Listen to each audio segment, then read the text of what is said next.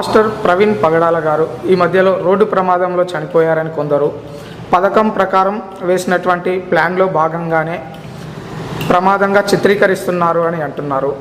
మొత్తానికి ఇది రోడ్డు ప్రమాదం అంటారా, హత్య అంటారా? ఒకవేళ హత్య అయితే దీనివల్ల ఎవరికి లాభం, ఎవరు చేయించి ఉంటారని మీరు అనుకుంటున్నారు? దీనివల్ల మత విద్వేషాలను రెచ్చగొట్టి వాళ్ళ పబ్బం గడుపుకోవాలనుకుంటున్నారా? ప్రవీణ్ పగడాల గారు ఒక క్రైస్తవ మత బోధకుడు. మరి ఆయన గురించి రెండు తెలుగు రాష్ట్రాల్లో క్రైస్తవ సమాజానికే కాకుండా మరి ఇక్కడ ఉన్నటువంటి అనేక మతాల కూడా ఆయన పరిచయమైనటువంటి సుపరిచితుడు. అయితే ప్రవీణ్ గారిది హత్య అనడానికి ఇప్పుడు చేసినటువంటి దర్యాప్తుల్లో మరి అనేక రకాల కోణాలలో కూడా సాధ్యమైనంత వరకు అది హత్యగానే అందరికీ కనిపిస్తుంది. అయినప్పటికీ కూడా దాన్ని అనుమానాస్పదంగా ఇప్పటి వరకు కూడా మరి పూర్తి